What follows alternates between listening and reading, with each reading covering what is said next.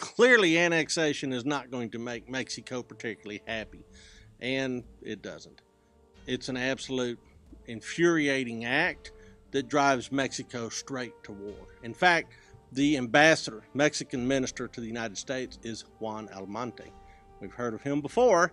He asks for his passport back, and he heads back to Mexico and looks for instructions. What do? When he gets back to Mexico, the government's in disarray. Guess what?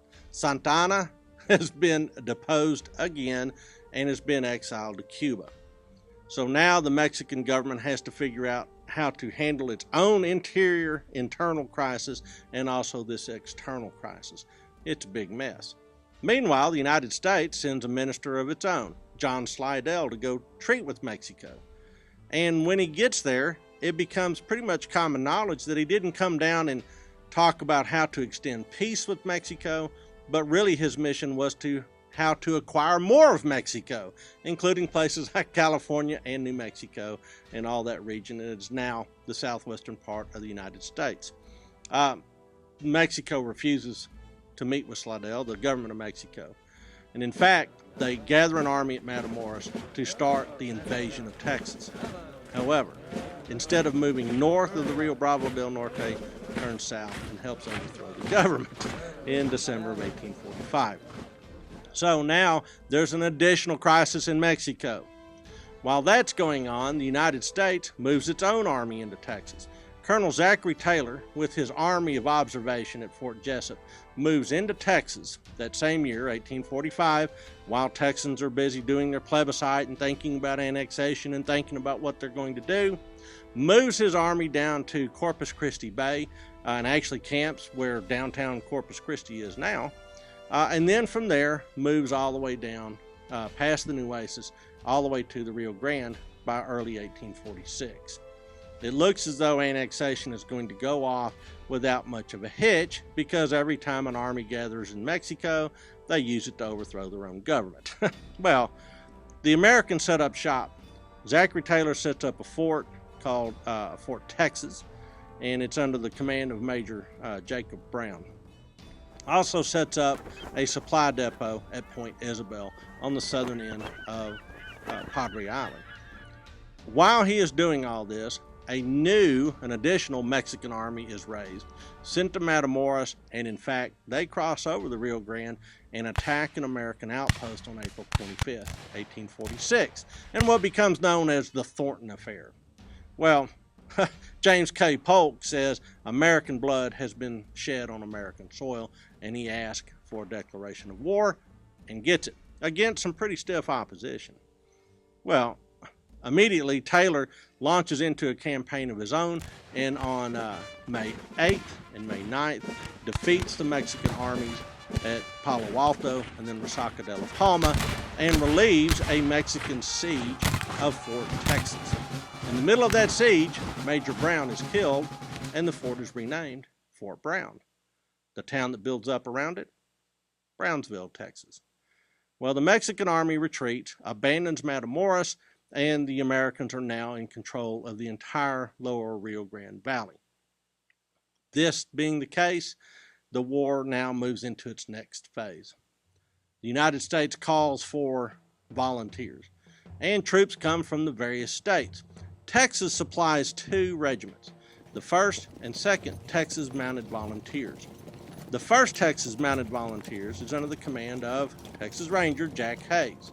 The 2nd is under the command of a colonel named Woods. Hayes's regiment becomes the sort of typical, or what everybody would consider the archetypical Texas regiment from its time. And Hayes does all sorts of exploits that are worthy of legend and lore. By and large, Texans served as scouts for Zachary Taylor's army operating in northern Mexico, and also as contra-guerrillas, chasing away Mexican guerrillas that are operating on the flanks of the army. At the Battle of Monterey, Jack Hayes is famous for setting an ambush that ends up clocking the Mexican cavalry as the army is approaching Monterey, and then also for carrying the heights of the western part of the city. In one particularly notable example, the Texans sneak up the side of a hill approaching a Mexican fort. It's in the middle of a thunderstorm, and the chaplain is asked to pray before the Texans make their final rush. The famous prayer went something to the tune of, God be with us in the middle of this battle, but if you can't be on our side, for heaven's sake, keep dark and stay low, and don't be on their side, and we'll handle it. Pretty typical Texas response. Texans end up becoming key players in the Battle of Monterey, capturing part of the city and helping to convince the Mexicans that the city was untenable. Well, the Texans earn a great military reputation from this, and it helps that they had some newspaper reporters along helping to stoke the story in the New Orleans Picayune and the other newspapers back east. But in essence, the idea of the independent men of action, well-mounted, well-armed, and all sorts of full of fight becomes kind of the typical Texas stereotype, and it's born in the war with Mexico. Well, Zachary Taylor has a different opinion of Texans. He sends them home, and as they are being sent back to Texas, they ride by a regiment of Ohioans, and one of the officers says, "There goes the Texans. God bless them on their journeys home and thank them for all the service they've done, and God protect the Mexicans along their way." Because these guys would murder civilians if they thought they needed murdering. So the Texans go back to Texas, and most of the Texas troops stay home. There's a few that are used for special scout duty and contra-guerrilla duty later on in the war. These guys tended to be former Rangers. People like Ben McCullough, who serves as the eyes of Zachary Taylor's army at the Battle of Buena Vista. But also Jack Hayes and Sam Walker. Remember the guy that helped invent the big heavy gun? They go down and they actually fight in central Mexico under Winfield Scott. And in fact, Walker is killed.